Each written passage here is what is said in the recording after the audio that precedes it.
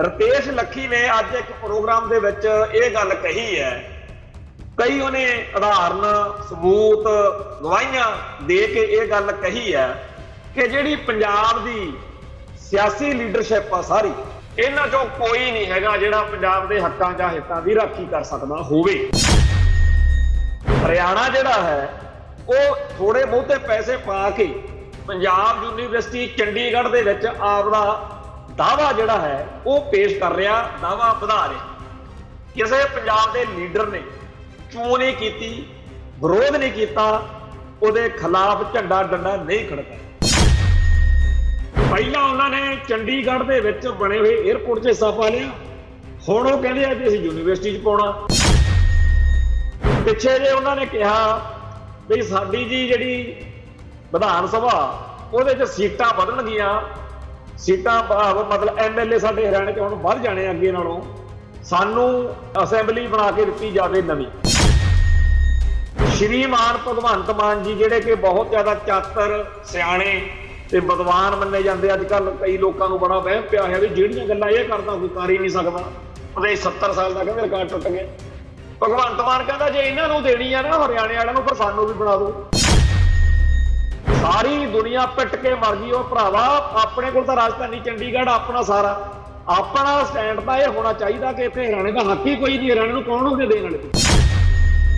ਹਰਿਆਣੇ ਦੇ ਨਾਲ ਚੰਡੀਗੜ੍ਹ ਦੇ ਪ੍ਰਸ਼ਾਸਨ ਨੇ ਸਿੱਧਾ ਹੀ ਸੌਦਾ ਮੰਨ ਲਿਆ ਤੇ ਉਸ ਸੌਦੇ ਦੇ ਤਹਿਤ ਕੀਤਾ ਕੀ ਆ ਵੀ ਅਸੀਂ ਤੁਹਾਨੂੰ ਆਹ ਥਾਂ ਦਿੰਦੇ ਹਾਂ। ਸੋ ਚੰਡੀਗੜ੍ਹ ਦੇ ਵਿੱਚ ਜਦੋਂ ਹਰਿਆਣੇ ਦੀ ਆਪਦੀ ਆਜ਼ਾਦ ਪੰਜਾਬ ਤੋਂ ਰਾਜਧਾਨੀ, ਜਿਹਦੇ ਬਾਰੇ ਉਹ ਕਹਿਣਗੇ ਕਿ ਸਾਡਾ ਥਾਂ ਆ ਜੀ ਚੰਡੀਗੜ੍ਹ ਦੇ, ਪੰਜਾਬ ਦਾ ਤਾਂ ਇਹ ਤੇ ਹੱਕ ਹੀ ਨਹੀਂ, ਉਹ ਹੁਣ ਬਣਨ ਜਾ ਰਹੀ ਹੈ। ਸਿੱਖਾਂ ਨੇ ਬਣਾਇਆ ਸੀ ਪੰਜਾਬੀ ਸੂਬਾ ਕਿ ਜੀ ਇੱਥੇ ਅਕਾਲੀ ਦਲ ਦੀ ਸਰਕਾਰ ਬਣਿਆ ਕਰੂ। ਅਕਾਲੀ ਦਲ ਤੋਂ ਕਰਤੂਤਾਂ ਹੀ ਉਹ ਕਰਵਾ ਦਿੱਤੀਆਂ ਹਾਲਾਤਾਂ ਨੇ ਕਿ ਅੱਜ ਅਕਾਲੀ ਦਲ ਖੱਖੜੀਆਂ ਕਰੇਲੇ ਹੋਇਆ ਕਰਦਾ। ਦੂਜੇ ਪਾਸੇ ਜਿਹੜੀ ਇੱਥੇ ਸੀ ਵੀ ਸਿੱਖ ਬਹੁ ਗਿਣਤੀ ਵਾਲਾ ਸੂਬਾ ਬਣੂ, ਉਹ ਵੀ ਗੱਲ ਖਤਮ। ਜਿਹੜਾ ਕਹਿੰਦੇ ਸੀ ਪੰਜਾਬੀ ਬੋਲੀ ਦਾ ਬੋਲਬਾਲਾ, ਉਹ ਇੱਥੇ ਹਿੰਦੀ ਦਾ ਬੋਲਬਾਲਾ ਹੋ ਰਿਹਾ। ਜਿਹੜੇ ਕਹਿੰਦੇ ਸੀ ਪੰਜਾਬ ਆਰਥਿਕ ਤੌਰ ਦੇ ਉੱਤੇ ਦੁਨੀਆ ਦੀ ਇੱਕ ਸ਼ਾਹਕਾਰ ਤਾਕਤ ਬਣੂ, ਪੰਜਾਬ ਕਰਜ਼ੇ 'ਚ ਡੁੱਬਿਆ ਹੋਇਆ। ਅੱਜ ਅਸੀਂ ਇੰਨਾ ਕਹਿਣ ਜੋਗੇ ਹੋ ਗਏ ਰਤੇਸ਼ ਲੱਖੀ ਦੀ ਇਸ ਗੱਲਬਾਤ ਦੇ ਬਹਾਨੇ ਕਿ ਸਾਡੀ ਲੜਾਈ ਬਿਲਕੁਲ ਸੱਚੀ ਹੈ। ਵਾਕਿਆ ਹੀ ਇੰਡੀਅਨ ਸਟੇਟ ਸਿਸਟਮ ਪੰਜਾਬ ਨੂੰ, ਪੰਥ ਨੂੰ ਰੂਲਣ ਤੇ ਤੁਲਿਆ ਹੋਇਆ। TV 84 ਉੱਤੇ ਪ੍ਰੋਗਰਾਮ ਖਬਰ ਦੀ ਖਬਰ ਦੇਖ ਰਹੇ ਸਾਰੇ ਦਰਸ਼ਕਾਂ ਨੂੰ ਮੈਂ ਸਰਬਜੀਤ ਸਿੰਘ ਘੁਮਾਣ ਫਤਿਹ ਅਰਜ਼ ਕਰਦਾ ਜੀ। ਵਾਹਿਗੁਰੂ ਜੀ ਕਾ ਖਾਲਸਾ, ਵਾਹਿਗੁਰੂ ਜੀ ਕੀ ਫਤਿਹ। ਜੋ ਪਟਨਾ ਸਾਹਿਬ ਦੇ ਵਿੱਚ ਦਸ਼ਮੇਸ਼ ਪਾਤਸ਼ਾਹ ਦਾ ਮਨੋਕਲਪਿਤ ਫੋਟੋ ਦੇ ਆਧਾਰ ਦੇ ਉੱਤੇ ਬੁੱਤ ਬਣਾ ਕੇ ਲਾਇਆ ਗਿਆ ਸੀ ਕਿਸੇ ਮਾਲ ਦੇ ਵਿੱਚ, ਉਹਦੇ ਬਾਰੇ ਖਬਰ ਇਹ ਆਈ ਆ ਵੀ ਪ੍ਰਬੰਧਕਾਂ ਨੇ ਮਾਫੀ ਮੰਗ ਲਈ ਆ ਤੇ ਤਖਤ ਸ੍ਰੀ ਪਟਨਾ ਸਾਹਿਬ ਵੱਲੋਂ ਕਮੇਟੀ, ਜਿਹੜੀ ਕਮੇਟੀ ਆ ਉੱਥੇ, ਉਹਨਾਂ ਵੱਲੋਂ ਬੁੱਤ ਜਿਹੜਾ ਉਹ ਅਗਨ ਭੇਟ ਕਰ ਦਿੱਤਾ ਗਿਆ। ਇਹ ਕੋਈ ਅੰਬੂਜਾ ਮਾਲ ਹੈਗਾ, ਉੱਥੇ ਮਾਲ ਜਿਵੇਂ ਬਣੇ ਹੁੰਦੇ ਆ ਖਾਣ ਪੀਣ ਵਾਲੇ ਜਾਂ ਲੀੜਾ ਲੱਤਾ ਖਰੀਦਣ ਵਾਲੇ, ਇੱਥੇ ਪੰਜਾਬ 'ਚ ਹੁਣ ਮਾਲ ਬਣੇ ਤੇ ਪ੍ਰਬੰਧਕਾਂ ਨੇ ਗਲਤੀ ਦਾ ਅਹਿਸਾਸ ਕੀਤਾ ਤੇ ਉਹ ਜਿਹੜਾ ਸੀਗਾ ਗੁਰੂ ਕਾ ਬਾਗ ਗੁਰਦੁਆਰਾ, ਉੱਥੇ ਲਿਜਾ ਕੇ ਇਹ ਅਗਨ ਭੇਟ ਕਰਤਾ ਤੇ ਕਹਿੰਦੇ ਜੀ ਬੇਧਿਆਨੀ ਹੋ ਗਈ ਤੇ ਉਹਨਾਂ ਨੇ ਭੁੱਲ ਜਿਹੜੀ ਆ ਉਹਦੇ ਲਈ ਅਰਦਾਸ ਵੀ ਕੀਤੀ। ਹੁਣ ਇਸ ਮਾਮਲੇ ਬਾਰੇ ਆਪਾਂ ਕੱਲ ਵੀ ਚਰਚਾ ਕੀਤੀ ਸੀ, ਹੁਣ ਵੀ 2-4 ਮਿੰਟ ਆਪਾਂ ਇਹਦੇ ਬਾਰੇ ਗੱਲ ਕਰਦੇ ਹਾਂ ਕਿ ਅਸਲ ਵਿੱਚ ਗੁਰੂ ਸਾਹਿਬਾਨ ਦੀ ਆਪਣੇ ਵੇਲੇ ਦੀ ਕੋਈ ਵੀ ਤਸਵੀਰ ਕਿਸੇ ਵੀ 10 ਪਾਤਸ਼ਾਹੀਆਂ ਦੇ ਵਿੱਚੋਂ ਜਿੰਨੇ ਕੁ ਮੈਂ ਇਸ ਮਸਲੇ ਤੇ ਖੋਜ ਕੀਤੀ ਆ, ਮੈਨੂੰ ਹੈਗਾ ਕਿ ਕੋਈ ਨਹੀਂ। ਇਹ ਸਾਰੀਆਂ ਮਨੋਕਲਪਿਤ ਤਸਵੀਰਾਂ ਨੇ। ਇੱਕ ਤਸਵੀਰ ਪਿੱਛੇ ਜੇ ਜਿਵੇਂ ਕੋਈ ਪੈਨਸਲ ਦੇ ਨਾਲ ਝਰੀਟ ਕੇ ਬਣਾਈ ਹੋਵੇ, ਏਦਾਂ ਦੀ ਬਣਾ ਕੇ ਸੋਸ਼ਲ ਮੀਡੀਆ ਤੇ ਛੱਡ ਦਿੱਤੀ ਗਈ ਕਿ ਜੀ ਇਹ ਗੁਰੂ ਨਾਨਕ ਪਾਤਸ਼ਾਹ ਜਦੋਂ ਮੱਕੇ ਆਏ ਨੇ ਉਦੋਂ ਦੀ ਤਸਵੀਰ ਆ। ਬਹੁਤ ਹੀ ਹਾਸੋਹੀਣੀ ਤਸਵੀਰ ਸੀ। ਇੱਕ ਕੋਈ ਸਿੱਖ ਆਰਟ ਵਾਲੇ ਨੇ ਉਹ ਕਾਰਟੂਨ ਜੇ ਟਾਈਪ ਦੀਆਂ ਫੋਟੋਆਂ ਬਣਾਉਂਦੇ ਆ ਤੇ ਗੁਰੂ ਸਾਹਿਬਾਨ ਦੀਆਂ ਫੋਟੋਆਂ ਵੀ ਉਦਾਂ ਦੀਆਂ ਬਣਾ ਕੇ ਛੱਡੀ ਜਾਂਦੇ। ਹੋਰ ਬੜਾ ਕੁਛ ਆ। ਹੋਣਾ ਤੇ ਇਹ ਚਾਹੀਦਾ ਵੀ ਆਪਣੇ ਗੁਰੂ ਸਾਹਿਬਾਨ ਦੀਆਂ 10 ਪਾਤਸ਼ਾਹੀਆਂ ਦੀਆਂ ਕਿਸੇ ਵੀ ਤਰੀਕੇ ਨਾਲ ਇਸ ਤਰ੍ਹਾਂ ਦੀਆਂ ਫੋਟੋਆਂ ਜਿਹੜੀਆਂ ਪੇਂਟਿੰਗਾਂ ਜਿਹੜੀਆਂ ਉਹ ਹੋਣੀਆਂ ਨਹੀਂ ਚਾਹੀਦੀਆਂ। ਪਰ ਹਟਣਾ ਆਪਾਂ ਹੈ ਨਹੀਂ, ਤੁਰੇ ਆਪਾਂ ਹੋਏ ਆ ਉਸ ਖੂਹ ਵੱਲ ਨੂੰ ਜਿੱਥੇ ਪਹਿਲਾਂ ਹਿੰਦੂ ਤਵਾ ਡਿੱਗਿਆ, ਹੁਣ ਆਪਾਂ ਵੀ ਉਧਰ ਨੂੰ ਤੁਰ ਪਏ। ਹੁਣ ਪੇਂਟਿੰਗਾਂ ਫੋਟੋਆਂ ਤੋਂ ਅੱਗੇ ਗੱਲ ਬੁੱਤਾਂ ਤੇ ਆ ਗਈ। ਹੁਣ ਬੁੱਤਾਂ ਦਾ ਰੌਲਾ ਰੱਪਾ ਪੈਂਦਾ। ਹੌਲੀ ਹੌਲੀ ਆਪਣੇ ਬਹੁਤ ਸਾਰੇ ਬੰਦਿਆਂ ਨੇ ਜਿਵੇਂ ਪੇਂਟਿੰਗਾਂ ਦਾ, ਫੋਟੋਆਂ ਦਾ ਵਿਰੋਧ ਕਰਨਾ ਬੰਦ ਕਰ ਦਿੱਤਾ ਹੋਇਆ। ਹੁਣ ਮੰਨ ਲਿਆ ਵੀ ਇਹ ਗੁਰੂ ਨਾਨਕ ਦੇਵ ਜੀ ਦੀ ਫੋਟੋ ਆ ਜਾਂ ਇਹ ਗੁਰੂ ਗੋਬਿੰਦ ਸਿੰਘ ਜੀ ਦੀ ਪੇਂਟਿੰਗ ਆ, ਉਵੇਂ ਇਹ ਬੁੱਤਾਂ ਬਾਤਾਂ ਨੂੰ ਵੀ ਮੰਨ ਹੀ ਲੈਣਾ, ਕਿਉਂਕਿ ਹੁਣ ਵੀ ਪੰਜਾਬ ਦੀਆਂ ਸਾਰੀਆਂ ਬੱਸਾਂ ਦੇ ਵਿੱਚ ਮੂਹਰਲੇ ਪਾਸੇ ਉਹਨੂੰ 10 ਦਾ ਨੋਟ ਜ਼ਰੂਰ ਮੱਥਾ ਟੇਕਦੇ ਆ ਡਰਾਈਵਰ ਕਨੈਕਟਰ, ਜਾਂ ਮੂਹਰੇ ਇੱਕ ਨਿੰਬੂ ਜਿਹਾ ਟੰਗ ਲਿਆ ਜਾਂ 7-8 ਮਿਰਚਾਂ ਜਿਹੀਆਂ ਹੁੰਦੀਆਂ ਰਹੀਆਂ ਵੀ ਤੂੰ ਬਚਾਈ। ਆਪਦੇ ਆਪ ਉੱਤੇ ਵਿਸ਼ਵਾਸ ਨਹੀਂ, ਉਹ ਪਲਾਸਟਿਕ ਦੇ ਬੁੱਤ ਉੱਤੇ ਵਿਸ਼ਵਾਸ ਆ, ਤੇ ਜਾਂ ਨਿੰਬੂ ਤੇ ਵਿਸ਼ਵਾਸ ਆ, ਮਿਰਚਾਂ ਉੱਤੇ ਵਿਸ਼ਵਾਸ ਆ ਵੀ ਇਹ ਬਚਾ ਲੈਣਗੇ। ਜਦੋਂ ਐਕਸੀਡੈਂਟ ਹੁੰਦਾ ਸਭ ਤੋਂ ਪਹਿਲਾਂ ਉਹ ਸ਼ੀਸ਼ਾ ਜਿਹਾ ਹੀ ਟੁੱਟਦਾ ਜਿਹਦੇ ਵਿੱਚ ਉਹ ਬੁੱਤ ਲੱਗਿਆ ਹੁੰਦਾ, ਤੇ ਉਹ ਫਿਰ ਕਹਿੰਦੇ ਆ ਜੀ ਸਾਡੀ ਸ਼ਰਧਾ ਸੀਗੀ। ਹੁਣ ਇਹ ਸ਼ਰਧਾ ਪਤਾ ਨਹੀਂ ਕਿਹੋ ਜਿਹੀ ਆ ਜਿਹੜੀ ਪੁੱਠੇ ਰਾਹ ਪੈਣ ਨੂੰ, ਕਰਾਹੇ ਪੈਣ ਨੂੰ, ਸਿੱਖ ਵਿਸ਼ਵਾਸਾਂ ਨੂੰ, ਸਿੱਖ ਸਿਧਾਂਤਾਂ ਨੂੰ ਨੀਵਾਂ ਦਿਖਾਉਣ ਨੂੰ ਸ਼ਰਧਾ ਕਹੀ ਜਾਂਦੇ। ਖੈਰ, ਸਿੱਖ ਰਹਿਤ ਮਰਿਆਦਾ ਦੀਆਂ ਧੱਜੀਆਂ ਉਡਾਉਣ ਦੇ ਵਿੱਚ ਜਦੋਂ ਸਾਡੇ ਆਗੂ ਸੱਜਣ, ਸਾਡੇ ਧਾਰਮਿਕ ਤੇ ਸਿਆਸੀ ਆਗੂ ਸੱਜਣ ਆ ਜਿਹੜੇ, ਜਦੋਂ ਉਹ ਕੋਈ ਕਸਰ ਨਹੀਂ ਛੱਡ ਰਹੇ ਤਾਂ ਇੱਥੇ ਬਣਨਾ ਕੀ ਆ। ਖੈਰ, ਅਗਲੀ ਖਬਰ ਜਿਹੜੀ ਆ ਉਹਦੇ ਵੱਲ ਜੇ ਜਾਈਏ ਤਾਂ ਉਹ ਇਹ ਆ ਕਿ ਬੰਬੇ ਦੇ ਵਿੱਚ, ਮੁੰਬਈ ਦੇ ਵਿੱਚ NIA ਦੀ ਇੱਕ ਵਿਸ਼ੇਸ਼ ਅਦਾਲਤ ਨੇ ਖਾਲਿਸਤਾਨ ਦੇ ਸੰਘਰਸ਼ ਨਾਲ ਸੰਬੰਧਿਤ ਦੱਸ ਕੇ 2 ਵਿਅਕਤੀਆਂ ਨੂੰ 5 ਸਾਲ ਦੀ ਸਜ਼ਾ ਜਿਹੜੀ ਆ ਅਦਾਲਤ ਨੇ ਸੁਣਾਈ ਹੈ। ਹਰਪਾਲ ਸਿੰਘ ਰਾਜੂ ਤੇ ਗੁਰਜੀਤ ਸਿੰਘ ਨਿੱਜਰ ਜਿਹੜੇ ਨੇ, ਉਹਨਾਂ ਦੇ ਬਾਰੇ ਅਖਬਾਰੀ ਖਬਰਾਂ ਅਨੁਸਾਰ ਜਿੰਨਾ ਕੁ ਸਾਹਮਣੇ ਆਇਆ ਵੀ ਉਹਨਾਂ ਨੇ ਜੱਜ ਦੇ ਸਾਹਮਣੇ ਆਪਦਾ ਗੁਨਾਹ ਕਬੂਲ ਕੀਤਾ ਤੇ ਕਿਹਾ ਵੀ ਸਾਨੂੰ ਘੱਟ ਤੋਂ ਘੱਟ ਸਜ਼ਾ ਸੁਣਾਓ, ਕਿਉਂਕਿ ਅਸੀਂ ਆਪਦੇ ਪਰਿਵਾਰ ਦੇ ਇਕੱਲੇ ਮੈਂਬਰ ਆ ਕਮਾਉਣ ਵਾਲੇ। ਇਸ ਕਰਕੇ ਅਦਾਲਤ ਨੇ ਫਿਰ 5 ਸਾਲ ਸਜ਼ਾ ਸੁਣਾਈ ਆ। 2018 ਦੇ ਇਹ ਬੰਦੇ ਅੰਦਰ ਨੇਗੇ ਤੇ 2023 ਹੋ ਗਿਆ, ਜਾਣੀ ਕਿ ਕੱਟੀ ਕਟਾਈ ਚ ਛੱਡਤਾ। ਇਹਦੇ ਬਾਰੇ ਮੈਂ ਤੁਹਾਨੂੰ ਇੱਕ ਗੱਲ ਦੱਸਦਾ ਵੀ ਪਹਿਲਾਂ ਵੀ ਬਹੁਤ ਸਾਰੇ ਮਾਮਲਿਆਂ ਵਿੱਚ ਇਦਾਂ ਹੋਏ। ਮੇਰੇ ਆਪਦੇ ਕਰੀਬੀ ਪਰਮਿੰਦਰ ਸਿੰਘ ਅਮਲੋਹ ਜਿਹੜੇ ਕਿ ਬਾਅਦ ਵਿੱਚ ਸਿੱਖ ਰਿਲੀਫ ਨਾਲ ਕੰਮ ਕਰਦੇ ਆ, ਭਾਈ ਬਲਵੀਰ ਸਿੰਘ ਬੈਂਸ ਇੰਗਲੈਂਡ ਵਾਲਿਆਂ ਦੇ ਨਾਲ, ਉਹ ਮੇਰੇ ਕੇਸਵਾਰ ਸੀ। ਮੇਰਾ ਜੇਲ੍ਹ ਦੇ ਵਿੱਚ ਨਾਭੇ ਅਸੀਂ ਇਕੱਠੇ ਰਹੇ ਆ, ਮਿੱਤਰਜਾਰਾ ਸੀਗਾ। ਉਹਨਾਂ ਦਾ ਵੀ ਇੱਕ ਇਹੋ ਜਿਹਾ ਕੇਸ ਸੀਗਾ ਜਿਹੜਾ ਜਿਹਦੇ ਵਿੱਚ ਕਾਫੀ ਉਹਨਾਂ ਨੇ ਲੱਲਾ ਕੱਕਾ ਜਿਹਾ ਕੀਤਾ ਹੋਇਆ ਸੀਗਾ, ਤੇ ਜਿਸ ਹਿਸਾਬ ਨਾਲ ਕੇਸ ਅਦਾਲਤ ਵਿੱਚ ਚੱਲ ਰਿਹਾ ਸੀਗਾ ਸਾਫ਼ ਦਿਖਦਾ ਸੀ ਵੀ 7-8 ਸਾਲ ਕੇਸ ਚੱਲੂਗਾ, ਮੁੜ ਕੇ ਸ਼ਾਇਦ ਬਰੀ ਕਰ ਦੇਣ। ਪਰ ਜੇ ਉਸ ਕੇਸ ਸਜ਼ਾ ਹੋਵੇ ਤਾਂ ਉਹ 5 ਸਾਲ ਹੋਣੀ ਸੀ। ਸੋ ਇੱਕ ਦਿਨ ਉਹਨਾਂ ਨੇ, ਦੋਨਾਂ ਜਾਣਿਆਂ ਨੇ ਜਿਹੜਾ ਸੀਗਾ, ਜਿਹੜੇ ਇਸ ਕੇਸ ਵਿੱਚ ਪਰਮਿੰਦਰ ਸਿੰਘ ਅਮਲੋਹ ਤੇ ਉਹਦੇ ਕੇਸਵਾਰ ਨੇ, ਦੋਨੇ ਜਾਣੇ ਇੱਥੇ ਆ ਗਏ ਕਪੂਰਥਲੇ ਤਰੀਕ ਤੇ। ਇੱਥੇ ਆ ਕੇ ਉਹਨਾਂ ਨੇ ਆਪਦੇ ਵਕੀਲ ਤੋਂ ਬਿਨਾਂ ਹੀ ਸਿੱਧਾ ਹੀ ਕਹਿਤਾ ਜੱਜ ਨੂੰ ਵੀ ਜੀ ਅਸੀਂ ਜੋ ਸਾਨੂੰ ਸਜ਼ਾ ਦੇਣੀ ਆ, ਜੋ ਸਾਡੇ ਤੇ ਇਹ ਇਲਜ਼ਾਮ ਲਾਉਂਦੇ ਆ, ਸਾਨੂੰ ਮਨਜ਼ੂਰ ਹੈ। ਜੱਜ ਨੇ, ਉੱਥੇ ਹੋਰ ਅਫਸਰਾਂ ਨੇ ਬਹੁਤ ਉਹਨਾਂ ਨੂੰ ਸਮਝਾਇਆ। ਉਹ ਕਹਿੰਦੇ ਜੀ ਜੇਕਰ ਸਾਨੂੰ ਤੁਸੀਂ ਅੱਜ ਸਜ਼ਾ ਕਰਦੇ ਹੋ ਤਾਂ ਸਾਨੂੰ ਪਤਾ ਤਾਂ ਹੋਊਗਾ ਨਾ ਜੀ 5 ਸਾਲ ਦੀ ਸਜ਼ਾ ਹੋਈ ਆ, ਕਿ ਅਸੀਂ 3-3.5 ਸਾਲ ਕੱਟੀ ਬੈਠੇ ਆ, ਵੀ 1.5 ਸਾਲ ਹੋਰ ਆ, ਵੀ ਅਸੀਂ ਚਲੇ ਜਾਣਾ ਘਰ ਨੂੰ 1.5 ਸਾਲ ਬਾਅਦ। ਪਰ ਜਿਹੜੇ ਹਿਸਾਬ ਨਾਲ ਕੇਸ ਚੱਲਦਾ 7-8 ਸਾਲ ਤਾਂ ਕੇਸ ਹੀ ਚੱਲ ਜਾਣਾ, ਮੁੜ ਕੇ ਜੇ ਤੁਸੀਂ ਸਾਨੂੰ 5 ਸਾਲ ਕੀਤੀ ਵੀ ਅਸੀਂ 2 ਸਾਲ ਵੱਧ ਸਜ਼ਾ ਕੱਟੀ ਬੈਠੇ ਹੋਵਾਂਗੇ। ਤੇ ਹੁਣ ਸਾਨੂੰ ਕਿਹੜਾ ਕਿਸੇ ਨੇ MLA MP ਬਣਾਉਣਾ, ਸ਼੍ਰੋਮਣੀ ਕਮੇਟੀ ਮੈਂਬਰ ਬਣਾਉਣਾ। ਇਹ ਸਾਡੇ ਤੇ ਜਿਹੜਾ ਤੁਸੀਂ ਟੈਗ ਲਾ ਦਿੱਤਾ ਹੋਏਗਾ ਵੀ ਇਹਨਾਂ ਕੋਲੋਂ RDX ਫੜੀ, ਅਸਲਾ ਫੜਿਆ, ਬਰੂਦ ਫੜਿਆ, ਉਹਦੇ ਹਿਸਾਬ ਨਾਲ ਸਾਡਾ ਤੁਸੀਂ ਕੈਰੀਅਰ ਤਾਂ ਤਬਾਹ ਕਰ ਹੀ ਦਿੱਤਾ। ਯੰਗ ਨੌਜਵਾਨ ਬੱਚੇ ਆ, ਤੇ ਹੁਣ ਜੇ ਜਾਵਾਂਗੇ ਤਾਂ ਘਰ-ਬਾਰ ਨੂੰ, ਮਾਂ-ਬਾਪ ਨੂੰ, ਭੈਣ-ਭਰਾ ਨੂੰ ਮੌਕੇ ਨਾਲ ਸੰਭਾਲਣ ਜੋਗੇ ਹੋਵਾਂਗੇ, ਤੇ ਨਹੀਂ ਤਾਂ ਚਿੱਟੀਆਂ ਦਾੜੀਆਂ ਕਰਕੇ। ਕਿਉਂਕਿ ਉੱਥੇ ਜੇਲ੍ਹ ਦੇ ਵਿੱਚ 1992 ਦੇ ਅੰਦਰ ਬੈਠੇ ਆ ਭਾਈ ਲਾਲ ਸਿੰਘ ਵਰਗੇ। ਸੋ ਉਹਨਾਂ ਸਾਰੀਆਂ ਗੱਲਾਂ ਬਾਤਾਂ ਦੇ ਆਧਾਰ ਦੇ ਉੱਤੇ ਉੱਥੇ ਜਿਹੜੇ ਅਫਸਰਸ਼ਾਹੀ ਸੀ ਉਹ ਬੜੇ ਮਿਹਨਤ ਕਰਦੇ ਰਹੇ, ਦੋਨਾਂ ਨੂੰ ਸਮਝਾਉਂਦੇ ਰਹੇ, ਮਨਾਉਂਦੇ ਰਹੇ, ਪਰ ਦੋਨੇ ਸਿੰਘ ਅੜੇ ਰਹੇ। ਅਖੀਰ ਜੱਜ ਨੇ ਉਹਨਾਂ ਨੂੰ ਕਿਹਾ ਵੀ ਤੁਹਾਡੇ ਕੋਲੇ ਵਾਕਿਆ ਸਮਾਨ ਫੜਿਆ ਗਿਆ ਸੀ। ਉਹ ਕਹਿੰਦਾ ਜੀ ਫੜਿਆ ਗਿਆ, ਨਹੀਂ ਫੜਿਆ ਗਿਆ, ਹੁਣ ਜਿਹੜਾ ਕੁਛ ਕਹਿੰਦੇ ਆ ਠੀਕ ਹੀ ਆ, ਬਸ ਤੁਸੀਂ ਫੈਸਲਾ ਸੁਣਾਓ।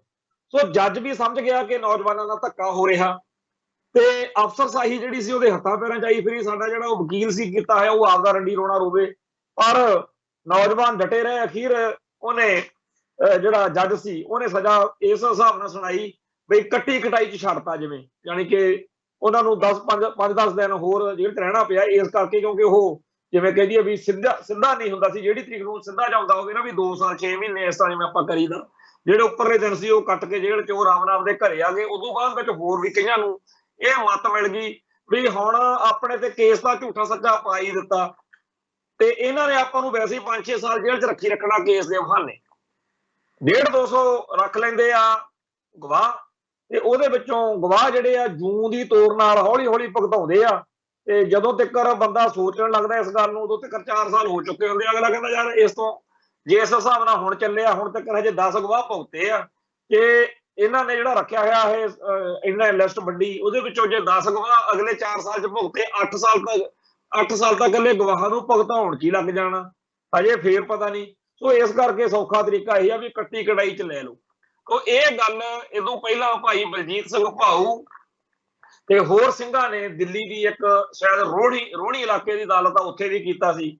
ਉਹੀ ਕੁਛ ਆਹ ਮੁੰਬਈ ਦੀ NIA ਦੀ ਅਦਾਲਤ ਨੇ ਕੀਤਾ। ਹੁਣ ਗੱਲ ਇਹਦੇ ਚ ਇਹ ਆ ਵੀ ਭਾਰਤੀ ਹਕੂਮਤੀ ਸਿਸਟਮ ਦਾ ਇਹ ਜਨਾਜ਼ਾ ਨਿਕਲ ਰਿਹਾ। मैं इत्थे बैठा मैनू चक के लै जाण ते कहण भी भाई तू आह कीता ते ओह कीता, मैं यही कहूंगा जी भी मतलब नंगा होके कुੱਟਣ नालों ਛਿੱਤਰ फेर नालों मेरी मां धी भैन नंगी करोगे, लियाओ दसो कित्थे सैर कराउणे आ, किहड़े टैलीविजन चैनल ते भगाइयां मरवाउणीਆਂ, उत्थे कह देना भी हाँ जी मैं तां बहुत असला बरूद मेरे कोलों फड़िया गया। ਤੇ ਇਹ ਗੱਲ ਮੈਂ ਤਾਂ ਕਹਿੰਦਾ ਵੀ ਸਾਡੇ ਵਿੱਚੋਂ ਬਹੁਤ ਸਾਰੇ ਲੋਕ ਇਸ ਤਰ੍ਹਾਂ ਦੀਆਂ ਗੱਲਾਂ ਕਰਦੇ ਹੁੰਦੇ ਆ ਵੀ ਜੀ ਉਹਨੇ ਟੀਵੀ ਤੇ ਆਪ ਮੰਨਿਆ ਜੀ, ਆਪ ਭਾਈ ਮੰਨਣਾ ਹੀ ਆ ਜਦੋਂ ਦੂਜੇ ਪਾਸੇ ਮਾਂ ਧੀ ਭੈਣ ਨੂੰ ਨੰਗੇ ਕਰਨ ਦੀ ਧਮਕੀ ਹੋਵੇ ਤੇ ਬੰਦਾ ਕਹਿੰਦਾ ਹੀ ਆ ਵੀ ਲਿਆਓ ਜੀ।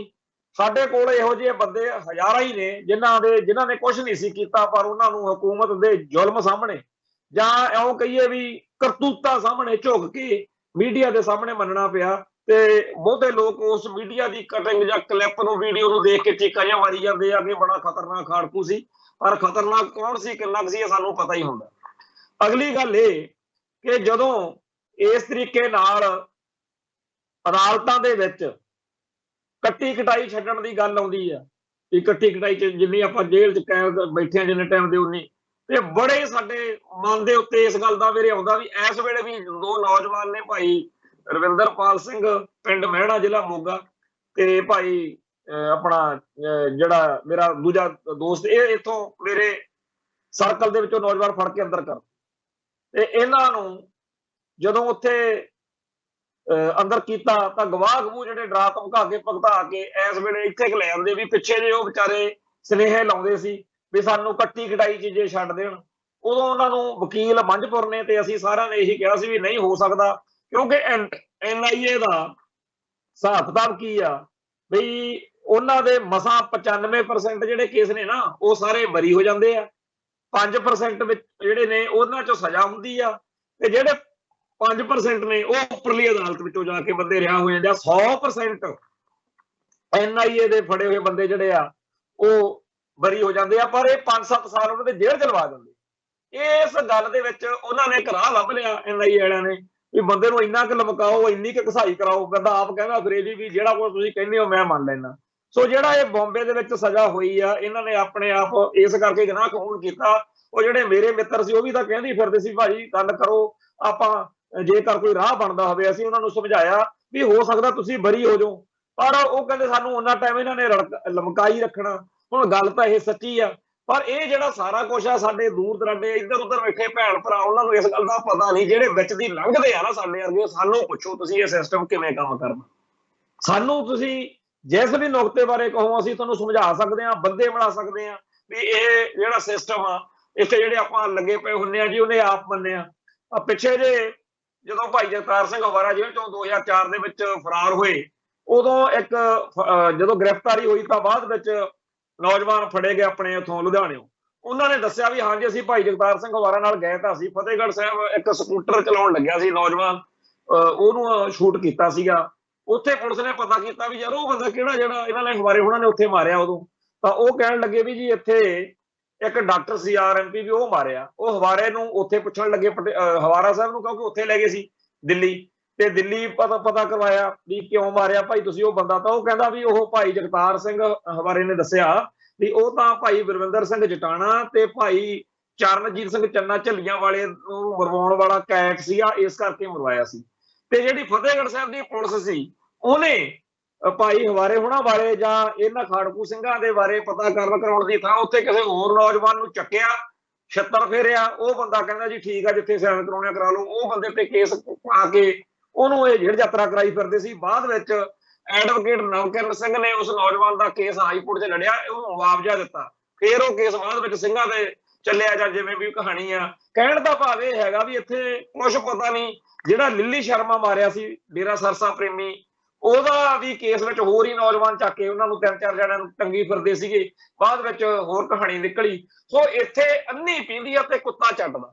ਇਹ ਨਹੀਂ ਹੈਗਾ ਪਤਾ ਵੀ ਕਿਹਨੂੰ ਕਿਹਦੇ ਕੇਸ ਵਿੱਚ ਫਸਾ ਦੇਣ, ਪਤਾ ਹੀ ਨਹੀਂ ਹੁੰਦਾ ਗੱਲ ਦਾ। ਜਦੋਂ ਸ਼ਿੰਗਾਰ ਸਿਨੇਮਾ ਬੰਬ ਕਾਂਡ ਹੋਇਆ ਉਦੋਂ 35-40 ਸਿੰਘਾਂ ਦੇ ਨਾਂ ਲਿਖ ਕੇ ਇੱਕ ਕੇਸ ਬਣਾ ਕੇ ਧਰਤਾ ਵੀ ਜੀ ਸਰਬਜੀਤ ਸਿੰਘ ਘੁਮਾਣ ਉੱਥੇ ਆਇਆ ਸੀ ਤੇ ਸਾਨੂੰ ਕਹਿੰਦਾ ਸੀ ਵੀ ਆਪਣੇ ਕੋਲੇ ਅਸਲਾ ਬਰੂਦ ਆ ਗਿਆ ਤੇ ਪੰਜਾਬ ਦੇ ਵਿੱਚ ਹੁਣ ਆਪਾਂ ਬੰਬ ਧਮਾਕੇ ਕਰਨੇ ਆ, ਇਹ ਕਰਨੇ ਆ, ਉਹ ਕਰਨੇ ਆ। ਉਹ ਕੇਸ ਦੇ ਵਿੱਚ 3-4 ਸਾਲ ਮੇਰੇ ਜੇਲ੍ਹ ਯਾਤਰਾ ਕਰਾ ਕੇ ਫਿਰ ਮੈਂ ਬਰੀ ਹੋ ਗਿਆ। ਪਰ ਉਹ ਸਾਰਾ ਟਾਈਮ ਜਿਹੜਾ ਹੁੰਦਾ ਬੰਦੇ ਦਾ ਉਦੋਂ ਉਹ ਜੇਲ੍ਹ 'ਚ ਬੈਠਾ ਟੰਗਿਆ ਰਹਿੰਦਾ। ਸੋ ਇਸ ਮੌਕੇ ਬੇਸ਼ੁਮਾਰ ਇਸ ਤਰੀਕੇ ਦੇ ਨੌਜਵਾਨ ਜੇਲ੍ਹਾਂ 'ਚ ਬੰਦ ਨੇ। NIA ਵਾਲੇ ਤਾਂ ਬਹੁਤੇ ਜ਼ਿਆਦਾ ਝੂਠੇ ਕੇਸ ਬਣਾ ਬਣਾ ਕੇ ਇਸ ਤਰ੍ਹਾਂ ਟੰਗ ਰਹੇ ਨੇ। ਤੇ ਇਸ ਮਾਮਲੇ ਦੇ ਵਿੱਚ ਜਿਹੜਾ ਅੱਜ ਇਹ ਫੈਸਲਾ ਆਇਆ, ਇਹਦੇ ਬਾਰੇ ਇੱਕ ਗੱਲ ਹੋਰ ਮਨ ਵਿੱਚ ਆ ਰਹੀ ਆ ਬਈ ਇਸ ਬਿਮਾਰੀ ਦੇ ਖਿਲਾਫ ਬਈ ਆਪਣੇ ਆਪ ਕੱਟੀ ਕੜਾਈ ਜੀ ਸਾਨੂੰ ਛੱਡ ਦੇ, ਅਸੀਂ ਕਿਹਨੂੰ ਪਿੱਟੀਏ, ਕਿਹਦੀ ਜਾਨ ਨੂੰ ਰੋਈਏ, ਕਿਹੜਾ ਇੰਟਰਨੈਸ਼ਨਲ ਪਲੇਟਫਾਰਮ ਆ ਜਿੱਥੇ ਜਾ ਕੇ ਕਹੀਏ ਕਿ ਭਾਈ ਇੰਡੀਆ ਦੇ ਵਿੱਚ ਸਾਡੇ ਨਾਲ ਐ ਵੀ ਜ਼ੁਲਮ ਹੁੰਦਾ। ਕਿਉਂਕਿ ਇਹ ਲੋਕਾਂ ਦਾ ਤਾਂ ਇਹੀ ਕਹਿਣਾ ਵੀ ਅਦਾਲਤ ਵਿੱਚ ਤੁਹਾਨੂੰ ਪੂਰਾ ਮੌਕਾ ਮਿਲਦਾ ਵਾ ਤੇ ਉਸ ਨੂੰ ਵਰਤੋ, ਤੁਸੀਂ ਉੱਥੇ ਆਪਦੇ ਲੜਾਈ ਲੜੋ। ਪਰ ਉਹਨਾਂ ਨੂੰ ਕਿਸੇ ਨੂੰ ਕੀ ਪਤਾ ਕਿ 5 ਸਾਲ ਬਾਅਦ ਬਰੀ ਹੋਣਾ ਉਹ ਸੌਖਾ ਵਾ ਕਿ ਕੱਟੀ ਕਟਾਈ ਚ ਘਰ ਨੂੰ ਜਾਣਾ ਸੌਖਾ ਵਾ। ਸੋ ਇਸ ਤਰੀਕੇ ਨਾਲ ਇੱਥੇ ਜਿਹੜੇ ਸ਼ੋਸ਼ੇਬਾਜ਼ੀ ਆ ਉਹ ਚੱਲ ਰਹੀ ਆ। ਅੱਜ ਜਿਹੜੀ ਇਸ ਤੋਂ ਅਗਲੀ ਖਬਰ ਆ ਉਹ ਇਹ ਆ ਕਿ ਬਠਿੰਡੇ ਦੇ ਵਿੱਚ ਖਾਲਿਸਤਾਨ ਪੱਖੀ ਜਥੇਬੰਦੀ ਸਿੱਖਸ ਫਾਰ ਜਸਟਿਸ ਦੇ ਪੋਸਟਰ ਆਪਦੇ ਘਰਾਂ ਉੱਤੇ ਲਵਾ ਕੇ ਪੁਲਿਸ ਸੁਰੱਖਿਆ ਹਾਸਲ ਕਰਨ ਵਾਲੇ ਕੁਝ ਹਿੰਦੂ ਕੱਟੜਪੰਥੀ ਲੀਡਰ ਫੜੇ ਆ ਪੁਲਿਸ ਨੇ।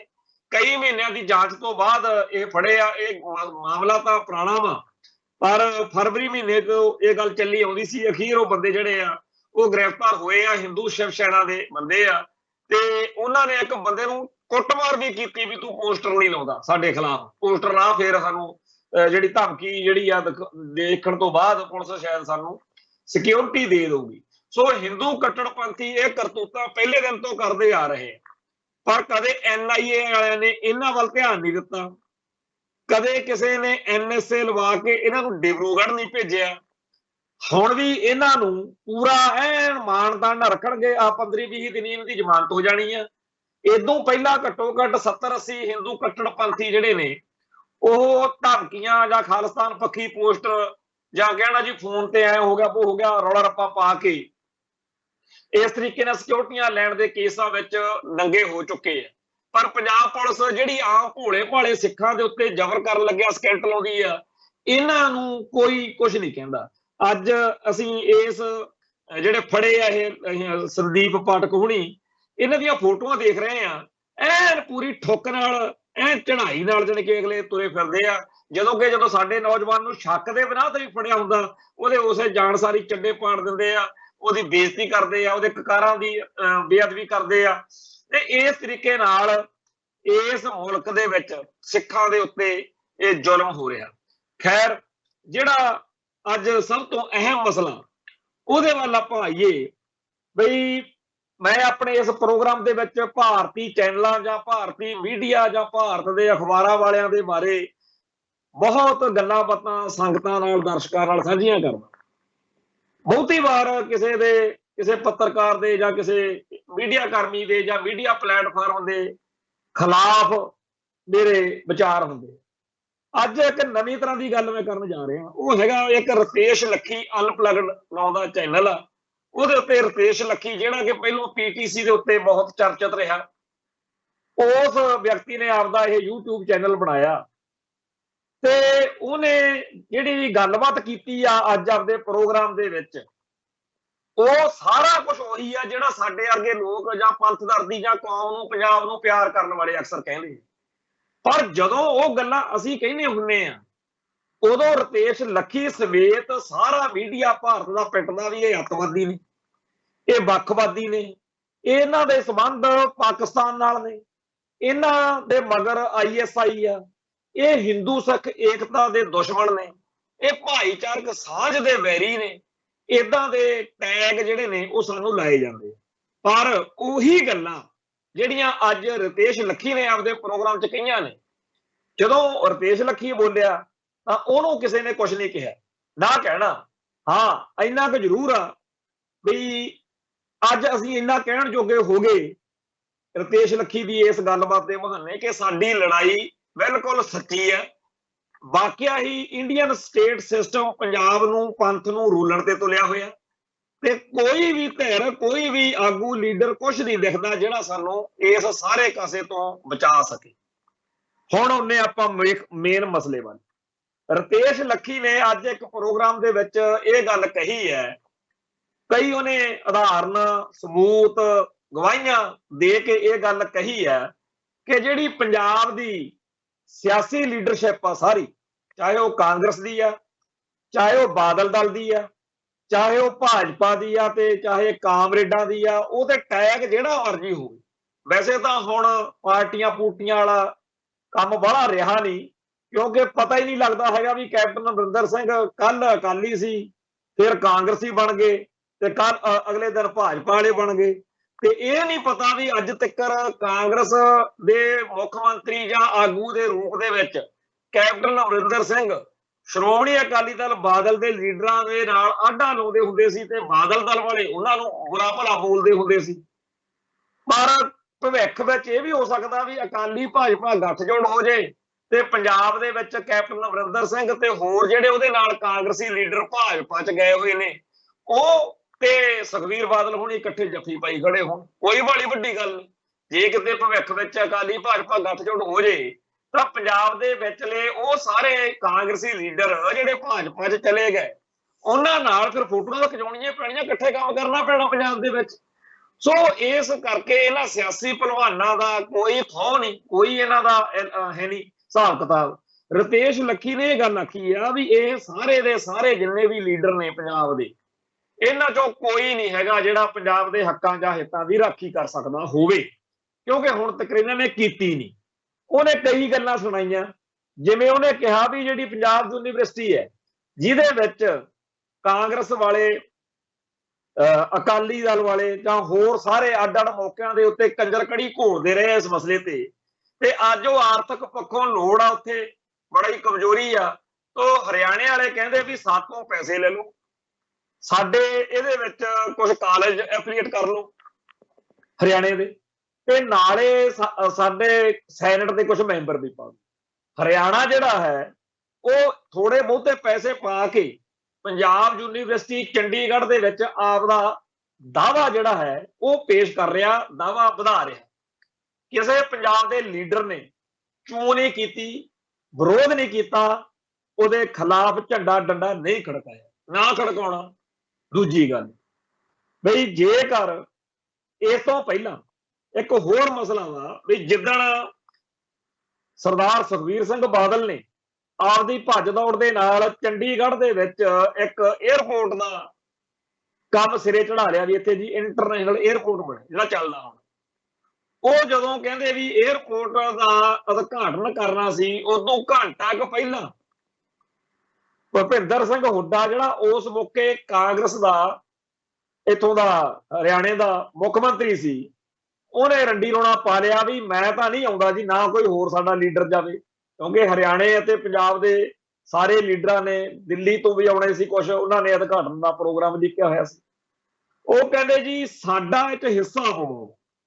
ਉਧਰੋਂ ਉਦਘਾਟਨ ਦਾ ਟਾਈਮ ਲੰਘ ਰਿਹਾ, ਉਧਰੋਂ ਇਹਨਾਂ ਨੇ ਸਿਆਪਾ ਪਾ ਲਿਆ, ਸੈਂਟਰ 'ਚ ਵੀ ਕਾਂਗਰਸ, ਪੰਜਾਬ 'ਚ ਵੀ, ਹਰਿਆਣੇ 'ਚ ਕਾਂਗਰਸ, ਤੇ ਇਹਨਾਂ ਦਾ ਕੰਮ ਉਦੋਂ ਲੋਟ ਨਹੀਂ ਆਇਆ। ਅਖੀਰ ਉਹਦੇ ਵਿੱਚ ਸੁਖਬੀਰ ਬਾਦਲ ਨੇ ਕਹਿੰਦੇ ਮੰਨ ਲਿਆ ਤੇ 200 ਕਰੋੜ ਹਰਿਆਣੇ ਵਾਲਿਆਂ ਦਾ ਪਾ ਕੇ ਇਸ ਸਾਰੀ ਭੱਜ ਦੌੜ ਦੇ ਆਖਰੀ ਮੁੱਕ, ਜਿਵੇਂ ਕੋਈ ਬੀਬੀ ਖੇਤ ਜਾਵੇ, ਪੱਤਾ ਪੱਤਾ ਚੁਗ ਕੇ ਉੱਥੋਂ ਸਾਗ ਦਾ ਕੱਢ ਕੇ ਲਿਆਵੇ, ਫਿਰ ਉਹਨੂੰ ਘਰੇ ਆ ਕੇ ਸਫਾਈ ਨਾਲ ਬਣਾਵੇ, ਜਦੋਂ ਐ ਪੂਰੀ ਰਿੱਝ ਗਈ ਤੌੜੀ ਉਦੋਂ ਆ ਕੇ ਕੌਲੀ ਲੈ ਕੇ, ਭਾਂਡੇ ਲੈ ਕੇ, ਗਵਾਂਢਣ ਆ ਕੇ ਕਵੇ ਵੀ ਮੈਂ ਮਾੜਾ ਜਿਹਾ ਇਹਦੇ ਵਿੱਚ ਆਲਣ ਪਾ ਦਿੰਨੀ ਆ, ਮੈਂ ਇਹਦੇ 'ਚ ਮਾੜਾ ਜਿਹਾ ਦੇਸੀ ਘਿਓ ਉੱਤੇ ਪਾ ਦਿੰਨੀ ਆ ਤੇ ਮੇਰਾ ਵੀ ਹਿੱਸਾ ਪਾ ਗਿਆ। ਹੁਣ ਸਾਰੀ ਮਿਹਨਤ ਵਾਲਾ ਤਾਂ ਜ਼ੀਰੋ ਤੇ ਉਹ ਹੋ ਗਿਆ ਹੀਰੋ।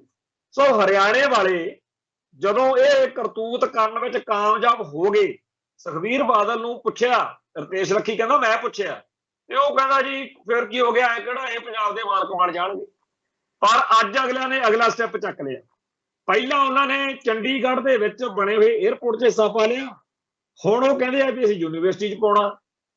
ਪਿੱਛੇ ਜੇ ਉਹਨਾਂ ਨੇ ਕਿਹਾ ਵੀ ਸਾਡੀ ਜੀ ਜਿਹੜੀ ਵਿਧਾਨ ਸਭਾ ਉਹਦੇ 'ਚ ਸੀਟਾਂ ਵਧਣਗੀਆਂ, ਸੀਟਾਂ ਮਤਲਬ MLA ਸਾਡੇ ਹਰਿਆਣੇ 'ਚ ਹੁਣ ਵੱਧ ਜਾਣੇ ਅੱਗੇ ਨਾਲੋਂ, ਸਾਨੂੰ ਰਾਜਧਾਨੀ ਜਿਹੜੀ ਹੈਗੀ ਆ ਉਹ ਬਣਾ ਕੇ, ਰਾਜਧਾਨੀ ਜਿਹੜੀ ਹੈਗੀ ਆ ਹਾਊਸ ਅਸੈਂਬਲੀ ਬਣਾ ਕੇ ਦਿੱਤੀ ਜਾਵੇ ਨਵੀਂ।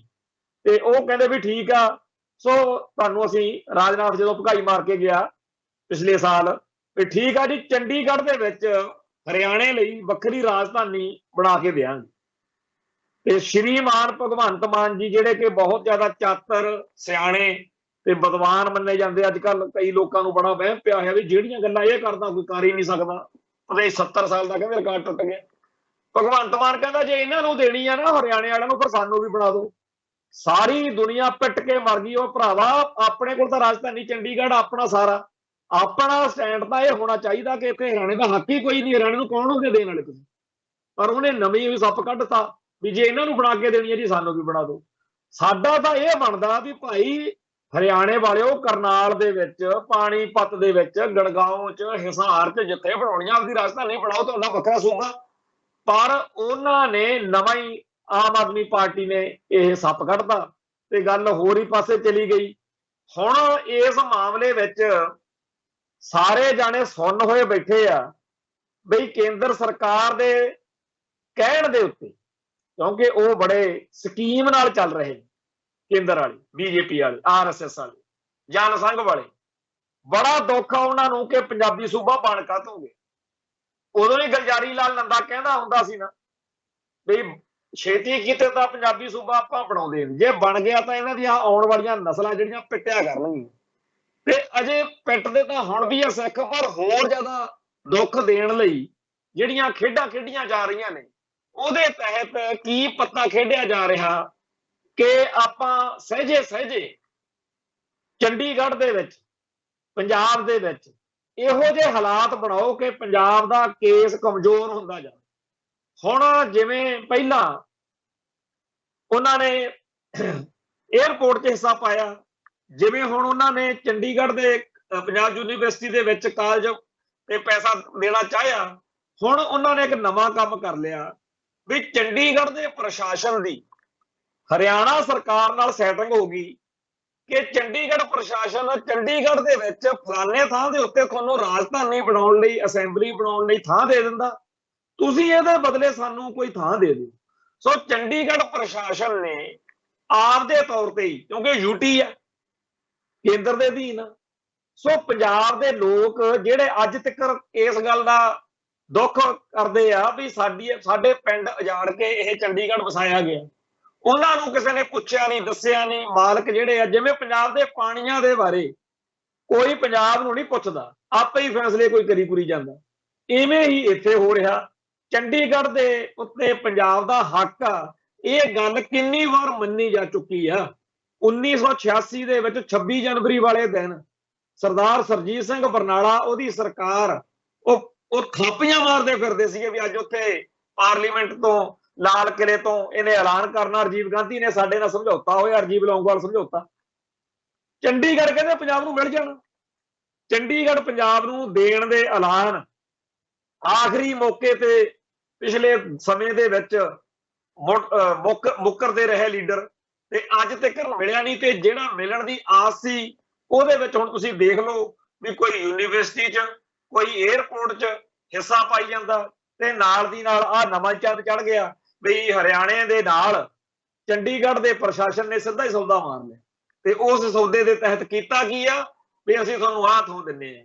ਸੋ ਚੰਡੀਗੜ੍ਹ ਦੇ ਵਿੱਚ ਜਦੋਂ ਹਰਿਆਣੇ ਦੀ ਆਪਦੀ ਆਜ਼ਾਦ ਪੰਜਾਬ ਤੋਂ ਰਾਜਧਾਨੀ, ਜਿਹਦੇ ਬਾਰੇ ਉਹ ਕਹਿਣਗੇ ਕਿ ਸਾਡਾ ਥਾਂ ਆ ਜੀ ਚੰਡੀਗੜ੍ਹ ਦੇ, ਪੰਜਾਬ ਦਾ ਤਾਂ ਇਹ ਤੇ ਹੱਕ ਹੀ ਨਹੀਂ, ਉਹ ਹੁਣ ਬਣਨ ਜਾ ਰਹੀ ਹੈ। ਇਹ ਸਾਡੀ ਉਹ ਸਾਰੀ ਲੜਾਈ, ਜਿਹੜੀ ਇੰਨੀ ਵੱਡੀ ਲੜਾਈ ਓਵਰਗਰਾਊਂਡ ਧਰਮ ਯੁੱਧ ਮੋਰਚੇ ਤੋਂ ਪਹਿਲਾਂ ਦੀ ਗੱਲ ਕਰ ਰਹੇ ਹਾਂ, ਅਕਾਲੀ ਮੋਰਚਿਆਂ ਦੀ, ਜਦੋਂ ਪੰਜਾਬੀ ਸੂਬੇ ਨੇ ਲੜਾਈ ਲੜੀ, ਇਹ ਉਹ ਸਾਰੀ ਲੜਾਈ ਹਾਰੀ ਜਾ ਰਹੀ ਹੈ। ਸਿੱਖਾਂ ਨੇ ਬਣਾਇਆ ਸੀ ਪੰਜਾਬੀ ਸੂਬਾ ਕਿ ਜੀ ਇੱਥੇ ਅਕਾਲੀ ਦਲ ਦੀ ਸਰਕਾਰ ਬਣਿਆ ਕਰੂ। ਅਕਾਲੀ ਦਲ ਤੋਂ ਕਰਤੂਤਾਂ ਹੀ ਉਹ ਕਰਵਾ ਦਿੱਤੀਆਂ ਹਾਲਾਤਾਂ ਨੇ ਕਿ ਅੱਜ ਅਕਾਲੀ ਦਲ ਖੱਖੜੀਆਂ ਕਰੇਲੇ ਹੋਇਆ ਫਿਰਦਾ। ਦੂਜੇ ਪਾਸੇ ਜਿਹੜੀ ਇੱਥੇ ਸੀ ਵੀ ਸਿੱਖ ਬਹੁ ਗਿਣਤੀ ਵਾਲਾ ਸੂਬਾ ਬਣੂ, ਉਹ ਵੀ ਗੱਲ ਖਤਮ। ਜਿਹੜਾ ਕਹਿੰਦੇ ਸੀ ਪੰਜਾਬੀ ਬੋਲੀ ਦਾ ਬੋਲਬਾਲਾ, ਉਹ ਇੱਥੇ ਹਿੰਦੀ ਦਾ ਬੋਲਬਾਲਾ ਹੋ ਰਿਹਾ। ਜਿਹੜੇ ਕਹਿੰਦੇ ਸੀ ਪੰਜਾਬ ਆਰਥਿਕ ਤੌਰ ਦੇ ਉੱਤੇ ਦੁਨੀਆ ਦੀ ਇੱਕ ਸ਼ਾਹਕਾਰ ਤਾਕਤ ਬਣੂ, ਪੰਜਾਬ ਕਰਜ਼ੇ 'ਚ ਡੁੱਬਿਆ ਹੋਇਆ। ਪੰਜਾਬ ਨੂੰ ਹਰ ਪਾਸਿਓਂ ਘੇਰ ਕੇ ਜਿਸ ਹਾਲਾਤ ਵਿੱਚ ਲਿਆਂਦਾ ਜਾ ਰਿਹਾ, ਉਹਦੇ ਵਾਸਤੇ ਜਿਹੜੇ ਮੁੱਖ ਤੌਰ ਦੇ ਉੱਤੇ ਰਤੇਸ਼ ਲੱਖੀ ਨੇ ਗੱਲ ਨਿਬੇੜੀ ਆ, ਉਹਨੇ ਕਿਹਾ ਵੀ ਪੰਜਾਬ ਦੀ ਸਾਰੇ ਜਿਹੜੇ ਮਾਫ ਕਰਨਾ ਲੀਡਰ ਨੇ, ਸਿਆਸਤਦਾਨ, ਵੀ ਉਹ ਪੰਜਾਬ ਦੇ ਹੱਕਾਂ ਤੇ ਹਿੱਤਾਂ ਦੀ ਰਾਖੀ ਨਹੀਂ ਕਰ ਸਕੇ। ਹੁਣ ਗੱਲ ਇਹ ਹੈ ਕਿ ਰਤੇਸ਼ ਲੱਖੀ ਜਦੋਂ ਇਹ ਗੱਲ ਕਹਿੰਦਾ ਵੀ ਪੰਜਾਬ ਦੇ ਹੱਕਾਂ ਤੇ ਹਿੱਤਾਂ ਦੀ ਰਾਖੀ ਨਹੀਂ ਕਰ ਸਕੇ, ਤਾਂ ਅਗਲੀ ਗੱਲ ਵੀ ਉਹ ਨਾਲ ਲੈ ਕੇ ਆਉਂਦਾ। ਉਹ ਇਹ ਗੱਲ ਸਾਬਤ ਕਰਦਾ, ਪੂਰੀ ਵਿਸ਼ੇਸ਼ ਤੌਰ ਤੇ ਖੋਲ ਕੇ ਗੱਲ ਉਹ ਕਰ ਰਿਹਾ ਆਪਦੇ ਪ੍ਰੋਗਰਾਮ ਦੇ ਵਿੱਚ ਕਿ ਜਿਹੜੇ ਪੰਜਾਬ ਦੇ ਕਾਂਗਰਸ ਦੇ ਲੀਡਰ ਸੀ, ਕਾਂਗਰਸੀ ਸਿੱਖ, ਉਹ ਅੱਜ ਭਾਜਪਾ 'ਚ ਚਲੇ ਗਏ ਤੇ ਭਾਜਪਾ ਸਾਰਾ ਕੁਝ ਕਰਾ ਰਹੀ ਆ। ਉਹ ਅੱਜ ਕਾਹਤੋਂ ਨਹੀਂ ਬੋਲਦੇ ਪੰਜਾਬ ਦੇ ਹਿੱਤਾਂ ਲਈ? ਪਰ ਜਦੋਂ ਕਾਂਗਰਸ ਇਹ ਸਾਰੀਆਂ ਕਰਤੂਤਾਂ ਕਰਦੀ ਸੀ, ਕੇਂਦਰ ਦੇ ਵਿੱਚ ਕਾਂਗਰਸ ਦਾ ਰਾਜ ਸੀ, ਉਦੋਂ ਕਿਹੜਾ ਕਾਂਗਰਸ ਦੇ ਪੰਜਾਬ ਦੇ ਲੀਡਰ ਬੋਲਦੇ ਸੀ? ਤੇ ਜਦੋਂ ਅਕਾਲੀ ਭਾਜਪਾ ਗੱਠਜੋੜ ਸੀ ਤੇ ਉਦੋਂ ਜਦੋਂ ਪੰਜਾਬ ਦੇ ਹੱਕਾਂ ਤੇ ਹਿੱਤਾਂ ਤੇ ਡਾਕਾ ਵੱਜਦਾ ਸੀ, ਉਦੋਂ ਅਕਾਲੀ ਕਿਹੜਾ ਬੋਲਦੇ ਸੀ? ਸੋ ਪੰਜਾਬ ਦੇ ਹੱਕਾਂ ਜਾਂ ਹਿੱਤਾਂ ਲਈ ਪੰਜਾਬ ਦੇ ਅਕਾਲੀ ਲੀਡਰ ਨਹੀਂ ਬੋਲਣਗੇ, ਭਾਜਪਾ ਵਾਲੇ ਲੀਡਰ ਨਹੀਂ ਬੋਲਣਗੇ, ਕਾਂਗਰਸੀ ਲੀਡਰ ਨਹੀਂ ਬੋਲਣਗੇ, ਤਾਂ ਪੰਜਾਬ ਦੇ ਹੱਕਾਂ ਤੇ ਹਿੱਤਾਂ ਦੀ ਰਾਖੀ ਹੋਊ ਕਿਵੇਂ? ਹੁਣ ਇਸ ਗੱਲ ਦੇ ਉੱਤੇ ਪੂਰਾ ਪ੍ਰੋਗਰਾਮ ਜਦੋਂ ਇਹਨੇ ਕੀਤਾ ਰਤੇਸ਼ ਲੱਖੀ ਨੇ, ਤਾਂ ਮੈਂ ਇਹੀ ਗੱਲ ਉੱਥੇ ਲਿਖੀ ਵੀ ਆ ਤੇ ਮੈਂ ਲੱਭਦਾ ਵੀ ਰਿਹਾ ਉਹਦਾ ਫੋਨ ਵੀ ਭਰਾਵਾ ਇਹੀ ਗੱਲ ਜਦੋਂ ਅਸੀਂ ਕਹਿੰਦੇ ਆ ਕਿ ਪੰਜਾਬ ਦੇ ਸਿਆਸਤਦਾਨਾਂ ਤੋਂ ਕੋਈ ਆਸ ਨਹੀਂ ਕਿ ਉਹ ਪੰਜਾਬ ਦੇ ਹਿੱਤਾਂ ਦੀ ਰਾਖੀ ਕਰਨ, ਤੇ ਦਿੱਲੀ ਵਾਲੇ ਚਾਹੇ ਭਾਜਪਾ ਦਾ ਰਾਜ ਆ ਉੱਥੇ ਤੇ ਚਾਹੇ ਕਾਂਗਰਸ ਦਾ, ਕੱਲ ਨੂੰ ਕਾਮਰੇਡਾਂ ਦਾ ਵੀ ਆ ਜੇ ਚਾਹੇ, ਉੱਥੇ ਵੀ ਕੋਈ ਆਸ ਨਹੀਂ। ਤੇ ਫਿਰ ਪੰਜਾਬ ਦਾ ਜਦੋਂ ਭਵਿੱਖ, ਪੰਜਾਬ ਦੀ ਸਾਰੀ ਜਿਹੜੀ ਹੋਂਦ ਹਸਤੀ ਆ, ਇੱਥੇ ਰਹਿਣ ਵਾਲੇ ਪੰਥ ਦਾ ਬੁਰਾ ਹਾਲ ਹੋ ਰਿਹਾ, ਤਾਂ ਫਿਰ ਜਦੋਂ ਅਸੀਂ ਲੜਦੇ ਆ ਉਦੋਂ ਸਾਨੂੰ ਤੁਸੀਂ ਬੋਲਣ ਵੀ ਨਹੀਂ ਦਿੰਦੇ। ਸਾਨੂੰ ਤੁਸੀਂ ਕਹਿੰਦੇ ਹੋ ਇਹ ਗਰਮ ਬੋਲਦੇ, ਇਹ ਤੱਤੇ ਨੇ, ਇਹ ਰੈਡੀਕਲ ਨੇ, ਇਹ ਗਰਮ ਖੇਲੇ, ਫਿਰ ਪਾਕਿਸਤਾਨ ਤੱਕ ਲੈ ਜਾਂਦੇ ਆ ਗੱਲ। ਮੈਨੂੰ ਜਿਵੇਂ ਮੈਂ ਪਹਿਲਾਂ ਆਖਿਆ ਵੀ ਇਹ ਗੱਲਾਂ ਜਿਹੜੀਆਂ ਸਾਡੇ ਬਾਰੇ ਬਣੀਆਂ, ਸਿੱਖਾਂ ਬਾਰੇ, ਪੱਗ ਦਾੜੀ ਵਾਲਾ ਜਦੋਂ ਕੋਈ ਬੋਲਦਾ, ਇਹ ਰਤੇਸ਼ ਲੱਖੀ ਨੂੰ ਤਾਂ ਕਿਸੇ ਨੇ ਕਹਿਣਾ ਨਹੀਂ ਵੀ ਤੂੰ ਖਾਲਿਸਤਾਨੀ ਨੇ ਬੋਲੀ ਬੋਲਦਾ, ਇਹਨੂੰ ਤਾਂ ਕਿਸੇ ਨੇ ਕੁਝ ਕਹਿਣਾ। ਪਰ ਅਸੀਂ ਤਾਂ ਇਸ ਤੋਂ ਅਗਲੀ ਗੱਲ ਵੀ ਜਾਣਦੇ ਆ, ਜਿਹੜੀ ਇਸ ਪ੍ਰੋਗਰਾਮ ਦੇ ਵਿੱਚ ਬੜੀ ਵਾਰ ਕਹਿੰਦੇ ਆ ਅਸੀਂ, ਸਾਨੂੰ ਬਹੁਤ ਸਾਰੇ ਲੋਕ ਮੱਤਾਂ ਦਿੰਦੇ ਆ ਕਿ ਜੀ ਆਪਾਂ ਪੰਜਾਬ ਦੇ ਵਿੱਚ ਬੱਚਿਆਂ ਨੂੰ ਸ਼੍ਰੋਮਣੀ ਕਮੇਟੀ ਵਾਲੇ ਵੀ ਪੰਗਾ ਲਿਆ ਵੀ ਅਸੀਂ ਆਈਏਐਸ ਬਣਾਉਣੇ, ਆਈਪੀਐਸ ਬਣਾਉਣੇ। ਉਹ ਭਾਈ ਜਿਹੜੇ ਆਈਏਐਸ ਆਈਪੀਐਸ ਅਧਿਕਾਰੀ ਬਣਾਉਣੇ ਆ, ਪੰਜਾਬ ਦੀ ਸਾਰੀ ਅਫਸਰਸ਼ਾਹੀ ਦੇ ਵਿੱਚੋਂ 1947 ਤੋਂ ਲੈ ਕੇ ਹੁਣ ਤੱਕ ਕਿਹੜਾ ਤੁਹਾਡੇ ਕੰਮ ਆਏ? ਤੇ ਪੰਜਾਬ ਦੇ ਸਾਰੇ ਸਿਆਸੀ ਭਲਵਾਨਾਂ ਵਿੱਚੋਂ ਕਿਹੜਾ ਪੰਜਾਬ ਦੇ ਕੰਮ ਆਇਆ? ਐਵੇਂ ਆਪਦੇ ਆਪ ਨੂੰ ਕੋਈ ਪਾਣੀਆਂ ਦਾ ਰਾਖਾ ਘਾਈ ਜਾਵੇ, ਕੋਈ ਪੰਜਾਬ ਦਾ ਰਾਖਾ ਘਾਈ ਜਾਵੇ। ਇਹਨਾਂ ਗੱਲਾਂ ਦਾ ਕੀ ਫਰਕ ਪੈਂਦਾ ਜਦੋਂ ਕਿ ਤੱਤ ਬੋਲਦੇ ਨੇ ਕਿ ਪੰਜਾਬ ਦੇ ਕਿਸੇ ਵੀ ਸਿਆਸੀ ਭਲਵਾਨ ਨੇ, ਚਾਹੇ ਉਹ ਕਿਸੇ ਵੀ ਪਾਰਟੀ ਦਾ, ਉਹ ਤੋਂ ਆਸ ਨਹੀਂ ਹੈਗੀ ਕਿ ਉਹ ਪੰਜਾਬ ਦੇ ਹੱਕਾਂ ਜਾਂ ਹਿੱਤਾਂ ਲਈ ਗੱਲ ਕਰ ਸਕੇ, ਤੇ ਕਿਸੇ ਸਿਆਸੀ ਲੀਡਰ ਦੇ ਨਾਲ ਕਿਸੇ ਅਫਸਰਸ਼ਾਹੀ ਤੋਂ ਵੀ ਆਸ ਹੈ। ਤੇ ਜਦੋਂ ਪੰਜਾਬ ਦੀ ਸਾਰੀ ਅਫਸਰਸ਼ਾਹੀ, ਜਦੋਂ ਪੰਜਾਬ ਦੀ ਸਾਰੀ ਸਿਆਸੀ ਲੀਡਰਸ਼ਿਪ ਜਦੋਂ ਖੜੀ ਹੋਈ ਦਿੱਲੀ ਨਾਲ, ਜਦੋਂ ਪੰਜਾਬ ਦੇ ਹੱਕਾਂ ਦੀ ਰਾਖੀ ਕਰ ਹੀ ਨਹੀਂ ਸਕਦੇ, ਤਾਂ ਫਿਰ ਭਾਈ ਉਸ ਮਾਹੌਲ ਦੇ ਵਿੱਚ ਜਦੋਂ ਕੋਈ ਆਸ ਹੀ ਨਹੀਂ ਪੰਜਾਬ ਨੂੰ, ਤੇ ਫਿਰ ਪੰਜਾਬ ਦੇ ਸਿੱਖ, ਪੰਜਾਬ ਦੇ ਨੌਜਵਾਨ, ਪੰਜਾਬ ਦੇ ਲੋਕ ਕਿਹੜੇ ਖੂਹ 'ਚ ਡਿੱਗਣ? ਤੁਸੀਂ ਕਹਿੰਦੇ ਹੋ ਸ਼ਾਂਤਮਈ ਗੱਲ ਕਰੋ, ਆ ਸ਼ਾਂਤਮਈ ਵਾਲੀ ਨੇ ਸਰ, ਜਿਹੜੇ ਅਫਸਰਾਂ ਨੇ ਪੰਜਾਬ ਦੀ ਰਾਖੀ ਕਰਨੀ। ਅਕਸਰ ਹੀ ਕਿਹਾ ਜਾਂਦਾ ਨਾ ਕਿ ਯਾਰ ਆਪਦੇ ਬੰਦੇ ਸਿਸਟਮ 'ਚ ਵੜੋ, ਆ ਸਿਸਟਮ 'ਚ ਵਾੜੇ ਹੋਏ ਬੰਦੇ ਦੀ ਕਰਤੂਤ। ਰਤੇਸ਼ ਲੱਖੀ ਨੇ ਆਪਦੇ ਪ੍ਰੋਗਰਾਮ ਦੇ ਵਿੱਚ ਜੋ ਗੱਲ ਸਾਬਤ ਕੀਤੀ ਆ, ਅਸੀਂ ਆਪਦੇ ਇਸ ਪ੍ਰੋਗਰਾਮ ਦੇ ਵਿੱਚ ਪਿਛਲੇ 10 ਸਾਲ ਤੋਂ 5 ਸਾਲ ਤੋਂ ਇਹੀ ਰੰਡੀ ਰੋਣਾ ਰੋਂਦੇ ਆ ਕਿ ਸਾਨੂੰ ਕਿਹਾ ਜਾਂਦਾ ਜੀ ਖਾੜਕੂ ਲਹਿਰ ਤਾਂ ਬੜੀ ਹੋਰ ਤਰੀਕੇ ਦਾ ਕੰਮ ਸੀ, ਵਾਇਲੈਂਟ ਹੋ ਗਏ, ਫਲਾਨਾ ਹੋ ਗਿਆ, ਧਮਕਾਨਾ ਹੋ ਗਿਆ। ਜਿਹੜੇ ਆ ਜਿਨ੍ਹਾਂ ਦੇ ਪੇਟੇ ਪਏ ਹੋਏ ਹੋ, ਜਿਨ੍ਹਾਂ ਨੂੰ ਆਸ ਰੱਖੀ ਬੈਠੇ ਹੋ, ਇਹਨਾਂ ਵਰ ਤਾਂ ਰਤੇਸ਼ ਲੱਖੀ ਵਰਗੇ ਵੀ ਮੰਨਣ ਲੱਗੇ ਜਿਹੜੇ ਸਿੱਖ ਨਹੀਂ ਹੈਗੇ, ਇਹ ਕਿਹੜਾ ਖਾਲਿਸਤਾਨੀ ਨੇ? ਇਹਨਾਂ ਦੀ ਵੀ ਮੰਨ ਲਓ, ਸਾਡੀ ਨਹੀਂ ਮੰਨਣੀ ਵੀ ਅਸੀਂ ਤਾਂ ਜੀ ਝੂਠ ਬੋਲਦੇ ਹੋਵਾਂਗੇ ਜਿਹੜੇ ਪੰਥਕ ਜਾਂ ਖਾਲਿਸਤਾਨੀ ਜਾਂ ਰੈਡੀਕਲ ਤੱਤੇ ਜੋ ਸਾਨੂੰ ਕਹਿੰਦੇ ਹੋ ਤੁਸੀਂ। ਇਹਨਾਂ ਦੀ ਵੀ ਮੰਨ ਲਓ ਰਤੇਸ਼ ਲੱਖੀ ਵਰਗਿਆਂ ਦੀ, ਕਿ ਪੰਜਾਬ ਦੇ ਹੱਕਾਂ ਜਾਂ ਹਿੱਤਾਂ ਦੀ ਰਾਖੀ ਲਈ ਇਹਨਾਂ ਲੋਕਾਂ ਤੇ ਵਿਸ਼ਵਾਸ ਕਰਨਾ, ਜਿਹੜੇ ਆ ਪੰਜਾਬ ਦੇ ਸਿਆਸਤਦਾਨ ਨੇ, ਇਹਨਾਂ ਨੂੰ ਤਾਂ ਤਾਨੇ ਮਿਹਣੇ ਮਾਰਨੇ ਆਉਂਦੇ। ਪਿੱਛੇ ਜੇ ਉਹ ਜਿਹੜਾ ਸੁਖਬੀਰ ਸਿੰਘ ਬਾਦਲ ਆ, ਉਹ ਕਰਿਆ ਕਰੇ ਵੀ ਅਸੀਂ ਜੀ ਇਹਦੇ ਕੈਪਟਨ ਦੀ ਭੀੜੀ ਪਜਾਮੀ 'ਚ ਚੂਹੇ ਛੱਡ ਦੇਣੇ ਆ, ਤੇ ਕੈਪਟਨ ਮੂਹਰੋਂ ਕੋਈ ਉਹੋ ਜਿਹੀ ਛੱਡ ਦਿਆ ਕਰੇ ਸ਼ੁਰਲੀ ਵੀ ਤੂੰ ਤਾਂ ਆਹ ਆ, ਤੂੰ ਤਾਂ ਵਾਹ ਆ, ਤੇ ਉੱਪਰੋਂ ਕੋਈ ਹੋਰ ਅਕਾਲੀ ਦਲ ਦਾ ਲੀਡਰ ਉੱਠ ਕੇ ਕਹਿ ਦਿਆ ਕਰੇ ਵੀ ਤੁਸੀਂ ਅਰੂਸਾ ਲਈ ਫਿਰਦੇ ਹੋ। ਉਹ ਭਾਈ ਅਰੂਸਾ ਰੱਖੇ ਨਾ ਰੱਖੇ, ਤੁਸੀਂ ਪਜਾਮੀ 'ਚ ਚੂਹੇ ਛੱਡੋ ਨਾ ਛੱਡੋ, ਪਰ ਸਾਡੇ ਪੰਜਾਬ ਦੇ ਹੱਕਾਂ ਜਾਂ ਹਿੱਤਾਂ ਦੇ ਲਈ ਬੋਲਿਆ ਕਰੋ, ਸਾਡੇ ਪੰਜਾਬ ਦੇ ਹੱਕਾਂ ਜਾਂ ਹਿੱਤਾਂ ਦੀ ਰਾਖੀ ਕਰੋ। ਅਸੀਂ ਕੀ ਲੈਣਾ ਵੀ ਕੋਈ ਅਰੂਸਾ ਰੱਖਦਾ ਜਾਂ ਕੋਈ ਕਿਹਦੇ ਚੂਹੇ ਛੱਡਦਾ? ਪੰਜਾਬ ਦੇ ਲੋਕ ਜਿਹੜੇ ਨੇ ਉਹ ਤਾਂ ਇਹ ਚਾਹੁੰਦੇ ਆ ਵੀ ਰਾਜ ਭਾਗ ਜਿਹੜਾ ਤੁਸੀਂ ਕਿਸੇ ਨਾ ਕਿਸੇ ਨੇ ਤਾਂ ਕਰਨਾ ਹੀ ਆ, ਜਦੋਂ ਤੱਕ ਸਾਡਾ ਖਾਲਿਸਤਾਨ ਨਹੀਂ ਬਣ ਜਾਂਦਾ ਕਿਸੇ ਨੇ ਤਾਂ ਮੁੱਖ ਮੰਤਰੀ ਬਣਨਾ ਹੀ ਆ, ਪਰ ਸਾਡੇ ਇਸ਼ਟ ਦੀ ਬੇਅਦਬੀ ਨਾ। ਰਾਜ ਤੁਸੀਂ ਜਿਹਨੇ ਕਰਨਾ ਕਰੋ, ਪਰ ਸਾਡੇ ਇਸ਼ਟ ਦੀ। ਪਰ ਤੁਹਾਡੇ ਕੋਲੇ ਇਹ ਵਿਸ਼ਾ ਹੀ ਹੈ ਨਹੀਂ। ਤੁਹਾਡੇ ਕੋਲੇ ਵਿਸ਼ਾ ਕੀ ਆ? ਸਾਧੂ ਸਿੰਘ ਮਾਫ ਕਰਨਾ ਸਰਦਾਰ ਬਰਜਿੰਦਰ ਸਿੰਘ ਹਮਦਰਦ ਕੋਲੇ ਜਾ ਕੇ ਬਹਿ ਗਏ ਤੇ ਉੱਥੇ ਜੋ ਤੁਸੀਂ ਹਲਕੀਆਂ ਫੁਲਕੀਆਂ ਜਬਲੀਆਂ ਮਾਰੀਆਂ, ਉਹਦੇ ਬਦਲੇ 'ਚ ਉਹੋ ਜਿਹੀਆਂ ਗਾਹਾਂ ਜਿਹੜਾ ਹੈਗਾ ਭਗਵੰਤ ਮਾਨ ਛੱਡੀ ਜਾਂਦਾ। ਹੁਣ ਇਹ ਜਿਹੜਾ ਕਮੇਡੀ ਸਰਕਸ ਚੱਲ ਰਹੀ ਆ, ਇਹਦੀ ਤਾਂ ਲੋੜ ਨਹੀਂ ਸਾਨੂੰ। ਇਹਦੇ ਲਈ ਤਾਂ ਸਾਡੇ ਕੋਲੇ ਕੈਸਟਾਂ, ਰੀਲਾਂ ਵਗੈਰਾ ਬੜਾ ਕੁਛ ਹੈਗਾ। एंटरटेनमेंट के लिए बड़ा कुछ है यूट्यूब ते, उत्थों देख लांगे असीं। ये जिहड़े पाकिस्तानी पंजाबी ड्रामे आ लोग वो देख लैणगे। होर बड़ा कुछ है एंटरटेनमेंट लई तुसीं सियासी भलवानों आपदा एनर्जी वेस्ट ना करो, तुसीं जिहड़ी करन वाली गल आ वो करो। पिछे जे नवजोत सिद्धू ते मजीठिया असैंबली दे विच आमो सामने खड़ के वो कुछ करते कराउंदे रहे आ ते बाहर भी वो एक दूजे नाल भिड़दे रहे आ, पता ना सब नूं। हुण आह जिद्दण साधू सिंह हमदर्द दे बेटे सरदार बरजिंदर सिंह हमदर्द ने इकट्ठ रखिया आपदे रौले च, तां उदण जफ्फियां पा के खड़ गए। ਜਿਹੜੇ ਇਹਨਾਂ ਦੀ ਉਹ ਗੰਦੀ ਭੈੜੀ ਸ਼ਬਦਾਵਲੀ ਇੱਕ ਦੂਜੇ ਦੇ ਪਰਿਵਾਰਾਂ ਬਾਰੇ ਮਾੜੇ ਤੋਂ ਮਾੜੇ ਸ਼ਬਦ ਸੁਣ ਕੇ ਧੜੇਬਾਜ਼ੀ 'ਚ ਫਸ ਗਏ ਕਿ ਮੈਂ ਜੀ ਮਜੀਠੀਏ ਨਾਲ ਆ, ਦੂਜਾ ਕਹਿੰਦਾ ਜੀ ਮੈਂ ਨਵਜੋਤ ਸਿੱਧੂ ਨਾਲ ਆ। ਉਹ ਕਿੱਧਰ ਜਾਣ, ਕਿਹੜੇ ਖੂਹ 'ਚ ਜਾਣ, ਹੁਣ ਇਹ ਤਾਂ ਜੱਫੀ ਪਈ ਖੜੇ। ਤੇ ਇਵੇਂ ਹੀ ਪਿੱਛੇ ਜੇ ਭਗਵੰਤ ਮਾਨ ਦੇ ਨਾਲ ਕੇਜਰੀਵਾਲ ਇਹ ਦੋਨੇ ਇੱਕ ਰੈਲੀ 'ਚ ਕੱਢਦੇ ਕਢਾਉਂਦੇ ਚੰਨੀ ਨੂੰ ਕਰੀ ਜਾਣ ਵੀ ਜੇ ਸਾਡੇ ਲੀੜੇ ਕੱਪੜੇ ਮਾੜੇ ਆ ਚੰਨੀ ਨੇ ਕਿਹੜਾ ਰਿਸ਼ਤਾ ਕਰਨਾ। ਦੱਸੋ ਇਹਨਾਂ ਗੱਲਾਂ ਦੀ ਸਾਡੇ ਪੰਜਾਬ ਨੂੰ ਲੋੜ ਹੈ? ਇਹਨਾਂ ਚੱਕਰਾਂ ਦੇ ਵਿੱਚੋਂ ਨਿਕਲੋ ਤੇ ਸਾਡੇ ਪੰਜਾਬ ਦੇ ਲਈ, ਪੰਥ ਲਈ ਕੁਝ ਕਰਕੇ ਦਿਖਾਓ। ਪਰ ਉਧਰਲੇ ਪਾਸੇ ਧਿਆਨ ਨਾ ਜਾਵੇ, ਇਸ ਕਰਕੇ ਆ ਸ਼ੋਸ਼ੇਬਾਜ਼ੀ ਚੱਲਦੀ ਹੈ। तो सुखबीर बादल दे बारे ये सोचना कि जी वो कैप्टन का बड़ा कट्टड़ वैरी आ, भुल जो ये गल्लां। जिवें आ नवजोत सिद्धू ते मजीठिया जत्थी पाई खड़े आ ना, इदां ही जेकर पंजाब दे विच बीजेपी नाल समझौता हो गया तां कैप्टन जाखड़ होणी ते वो सारे जणियां दे नाल उन्हां कांग्रेसी लीडरां दे नाल जिन्हां नाल हुण तक भिड़दे रहे, यही सुखबीर बादल होणी जफ्फियां पाई ना खड़े होणगे। सो ये लोग बिल्कुल प्योर पॉलिटिक्स कर रहे ने भी आपां रेलेवेंट रहना, लोकां नूं बेवकूफ बनाउणा ते पंजाब दे हक्कां हुक्कां दी हितां हुतां दी गल छड्डो। पंजाब ते करजा चढ़दा माड़ा हुंदा कोई गल नहीं, पंजाब दे हालात किधर नूं जांदे आ कोई चक्कर नहीं, पर आपां सियासत विच सत्ता विच किवें रहना ये आपां निशाना रखना। ये इत्थे क खड़े आ आखे जी बड़ा घाग सियासतदान आ फलाना।